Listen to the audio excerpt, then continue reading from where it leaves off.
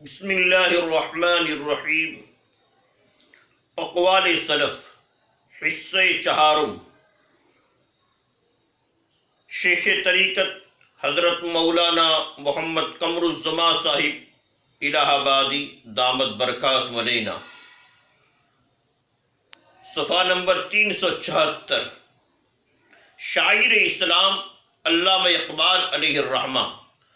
علامہ اقبال علیہ الرحمہ کے والد محترم کا نام نور محمد تھا اور وہ ایک صوفی صافی انسان تھے، پابند شریعت انسان تھے۔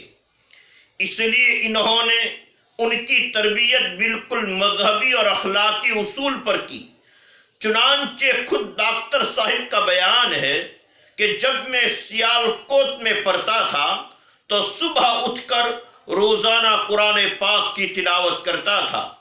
میرے والد مرحوم اپنے اوراد و وظائف سے فرصت پا کر آتے، اپنے اوراد و وظائف سے فارغ ہو کر آتے اور مجھے دیکھ کر گزر جاتے۔ ایک دن صبح کو میرے پاس سے گزرے تو فرمایا کہ بیٹا اقبال، کبھی فرصت ملی تو میں تم کو ایک بات بتاؤں گا۔ بالآخر انہوں نے ایک مدت کے بعد یہ بات بتائی، اور ایک دن صبح کو جب میں معمول کے مطابق قرآن پاک کی تلاوت کر رہا تھا تو وہ میرے پاس آئے اور فرمایا بیٹا اقبال، کہنا یہ تھا کہ جب تم قرآن پر ہو تو سمجھو کہ یہ قرآن تم ہی پر اترا ہے۔ کہ بیٹا اقبال، کہنا یہ تھا کہ جب تم قرآن پر ہو تو یہ سمجھو کہ یہ قرآن تم ہی پر اترا ہے، یعنی اللہ تعالیٰ خود تم سے ہم کلام ہے، یعنی اللہ تعالیٰ خود تم سے بات چیت فرما رہے ہیں۔ ڈاکٹر صاحب نے اپنے ایک شعر میں بھی اس واقعہ کی طرف اشارہ کیا ہے۔ تیرے ضمیر پہ جب تک نہ ہو نزول کتاب، گرا کشا ہے نہ رازی نہ صاحب کشاف۔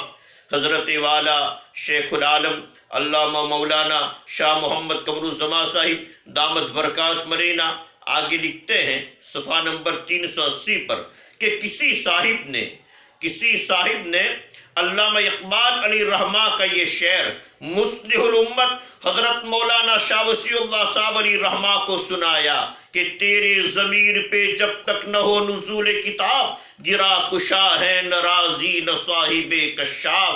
اس شعر کو سن کر حضرت مصلح الامت مولانا شاہ وسیع اللہ صاحب علیہ الرحمہ بے حد خوش ہوئے اور بار بار اس شعر کی تحسین فرمائی، تعریف فرمائی۔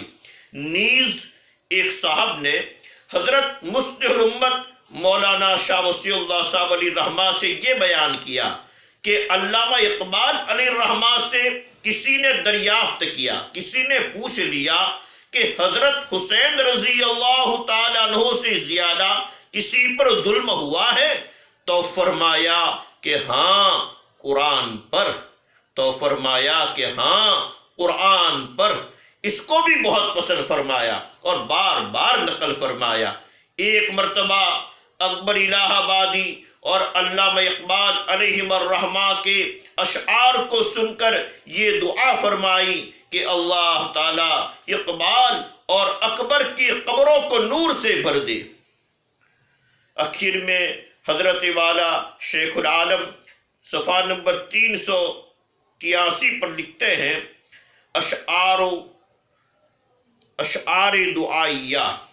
یوں تو آپ کے اشعار عارفانہ و مصلحانہ بہت ہیں، کہاں تک نقل کیے جائے، ہاں مگر آپ کے دعائیہ اشعار نقل کرنے کی سعادت حاصل کر رہا ہوں۔ وہ یہ ہیں: تو گنی از ہر دو عالم من فقیر، روز محشر عذرہائے من پذیر، گر ہمی خواہی حسابم ناگزیر، از نگاہ مصطفیٰ پنہا بگیر۔ تو گنی از ہر دو عالم من فقیر، تو گنی از ہر دو عالم من فقیر، روز محشر عذرہائے من پذیر، گر ہمی خواہی حسابم ناگزیر، از نگاہ مصطفیٰ پنہا بگیر۔ اے اللہ، آپ بے نیاز پاک ذات ہے، دونوں عالم سے آپ بے نیاز پاک ذات ہے، میں آپ کا محتاج فقیر بندہ ہوں، کل قیامت کے دن میرے عذر کو قبول فرما لینا، کل قیامت کے دن میرے عذروں کو قبول فرما لینا اور مجھے معاف فرما دینا۔ اور اگر آپ کو میرا حساب لینا ہی منظور ہو، اگر آپ میرا حساب لینا ہی چاہے، تو میرے آقا اور مولا حضور پرنور محمد مصطفیٰ صلی اللہ تعالی علیہ وآلہ وسلم کی نگاہ سے وجد رکھنا، آپ کے سامنے میرا حساب مت لینا۔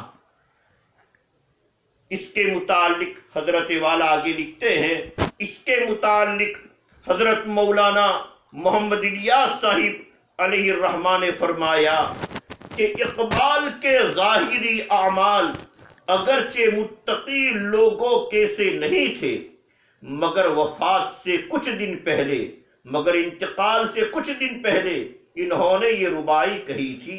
تو یہ رباعی خصوصاً اس کا آخری مصرعہ بارگاہ حق تبارک و تعالی میں ایسا مقبول ہوا کہ اقبال اچانک کہاں سے کہاں پہنچ گئے، کہ اقبال اچانک کہیں سے کہیں پہنچ گئے۔ تو گنی از ہر دو عالم من فقیر، روز محشر عذرہائے من پذیر، گر ہمی خواہی حسابم ناگزیر، از نگاہ مصطفیٰ پنہا بگیر۔